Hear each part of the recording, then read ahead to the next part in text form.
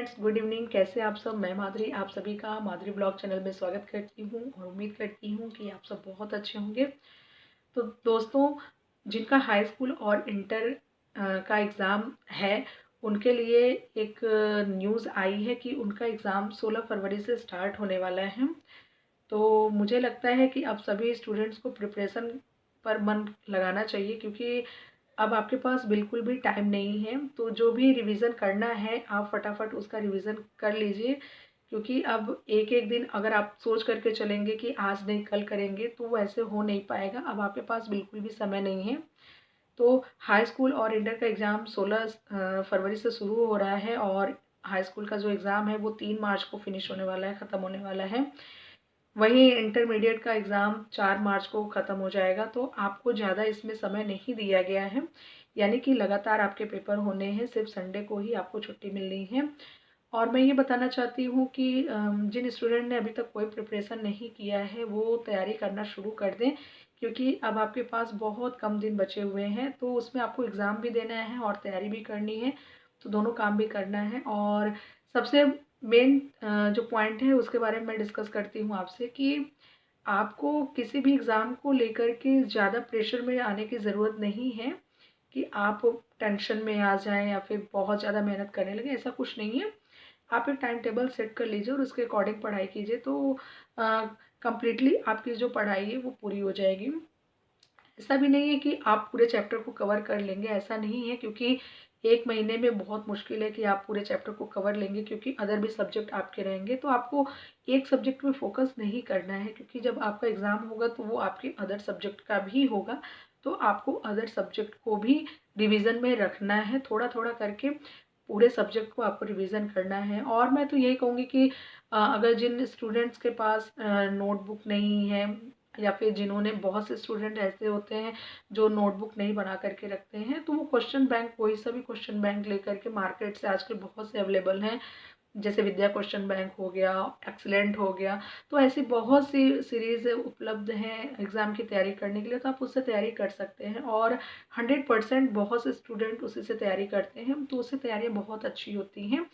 और आप उसको अगर कोई कॉम्पिटिटिव एग्ज़ाम की तैयारी कर रहे हैं, तो उसके लिए भी वो क्वेश्चन बैंक आपको बहुत लाभदायक साबित होगा। तो उससे प्रिपरेशन कीजिए। आपको ज़्यादा स्ट्रेस लेने की ज़रूरत नहीं है, एकदम आराम से तैयारी कर सकते हैं। और लेकिन ये कहना चाहूँगी कि अब समय आपके पास बिल्कुल भी नहीं है। आज हो गया है 10 जनवरी हो गया है, तो आप मान के चलिए कि आपके पास 1 महीने का टाइम है। और उसमें आप मैं तो कहूँगी कि एक टाइम टेबल बना लीजिए और उसके अकॉर्डिंग पढ़ाई कीजिए, तो आप सारे सब्जेक्ट को आराम से कवर कर लेंगे। और हिंदी, जिनका हिंदी का पेपर है, उनके लिए मैं बताना चाहती हूँ कि अगर आप, जैसे हाई स्कूल का हो गया या इंटर का, दोनों में से किसी का भी है, तो आपको हिंदी में कुछ पॉइंट्स मैं बताने वाली हूँ। जैसे आपको अगर हिंदी की तैयारी करनी है, तो आप जो लेखक का जीवन परिचय होता है या कवियों का जो जीवन परिचय होता है, उसको अच्छे से याद कर लीजिए। जैसे मुंशी प्रेमचंद जी का हो गया, संपूर्णानंद जी का हो गया, रामधारी सिंह दिनकर जी का हो गया, और भी जयशंकर प्रसाद जी का हो गया, सुमित्रा नंदन पंत जी का हो गया, सच्चानंद हीरानंद वात्स्यायन आज्ञे जी का हो गया। तो ये सब जीवन परिचय आप याद कर लीजिए, क्योंकि ये बहुत ही इम्पोर्टेंट होते हैं और ये एग्ज़ाम में अक्सर पूछे जाते हैं। और संदर्भ सहित व्याख्या करना आपको आना चाहिए, क्योंकि अक्सर जो हमारे कविताएं होती हैं, उसमें अक्सर ये क्वेश्चन पूछे जाते हैं कि आपको 4 लाइन या 8 लाइन का काव्य दे दिया, कविता दे दिया गया, और उसका दिया गया कि संदर्भ सहित व्याख्या कीजिए। तो उसमें आपको, जब भी आप कविता का संदर्भ लिखें, तो उसमें राइटर का नाम ज़रूर लिखें, कवि का नाम ज़रूर लिखें, क्योंकि वो बहुत ज़्यादा इम्पॉर्टेंट होता है। और जो कॉपी चेक करता है, वो सबसे पहले चैप्टर नेम, और मतलब कि पाठ का नाम, और उसको लिखने वाले रचयिता कौन है, रचने वाले कौन है, तो उसके बारे में वो देखते हैं। इसके साथ साथ भी मैं बताना चाहती हूँ कि आपको क्वेश्चन आंसर भी याद करने हैं, मतलब प्रश्न उत्तर भी याद करना है हिंदी का। और समानार्थी शब्द हो गया, विलोम शब्द हो गया, मुहावरा हो गया, पर्यायवाची हो गया, और निबंध भी आपको आना चाहिए। तो निबंध की आपको तैयारी बहुत अच्छे से करनी है, क्योंकि आप अच्छा खासा स्कोर निबंध में बना सकते हैं। तो ये सारी चीज़ें होती हैं, बहुत ज़्यादा इम्पॉर्टेंट होती हैं, जो सभी स्टूडेंट को जानना बहुत ज़्यादा ज़रूरी है। इसके साथ साथ मैं बताना चाहती हूँ कि अगर कुछ ऑप्शनल क्वेश्चन भी होते हैं, उसमें टिक लगाने वाला होता है, तो उसकी भी तैयारी आपको करनी है। और किस लेखक ने या कवि ने किस काव्य की रचना की है, किस गद्य की रचना की है, इसके बारे में भी आपको पता होना चाहिए, क्योंकि बहुत से क्वेश्चन इस पर भी बन करके आते हैं। तो ये सारे क्वेश्चन आपके लिए बहुत इंपॉर्टेंट होने वाला है।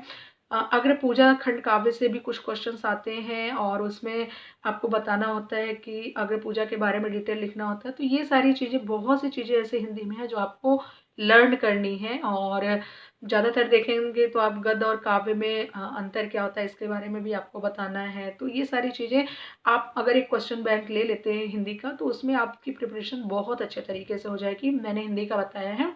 जिनका ड्राइंग है वो पोर्ट्रेट पर भी फोकस करें। पोर्ट्रेट, बहुत ज़्यादा पोर्ट्रेट से भी क्वेश्चंस आते हैं। और आलेखन जैसे हो गया, आलेखन में आपका जैसे किसी फ्लावर से हो गया, तो उसमें बहुत से फूल आएंगे और बहुत से क्वेश्चंस दे करके दिए रहते हैं। जैसे फ्लावर का, कोई फ्लावर बनाना है और इसको कलर करना है, तो आप कोशिश कीजिए कि जब भी आप, हाई स्कूल वाले बच्चों को मैं बताना चाहती हूँ कि जब भी आप फ्लावर डेकोरेट करें, अगर कलर करने के लिए तो आप वाटर कलर का यूज़ कीजिए, यानी कि जो कलर पेंटिंग वाले आते हैं उसी कलर का प्रयोग कीजिए।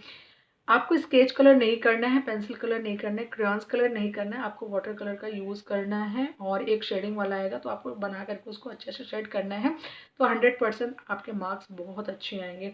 तो आप लोग एग्ज़ाम की तैयारी कीजिए और बेस्ट ऑफ लक, मेहनत कीजिए, क्योंकि ये समय बार बार नहीं आता।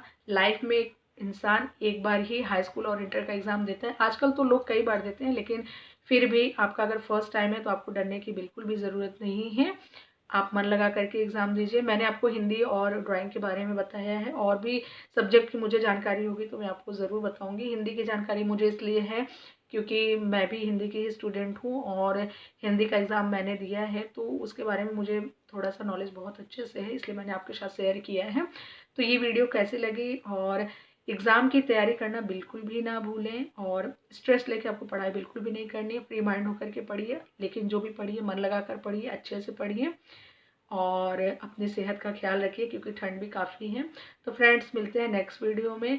आज की वीडियोस आपको कैसी लगी मुझे शेयर करके ज़रूर बताइए, अपने दोस्तों के साथ शेयर कीजिएगा और कमेंट करके ज़रूर बताइएगा।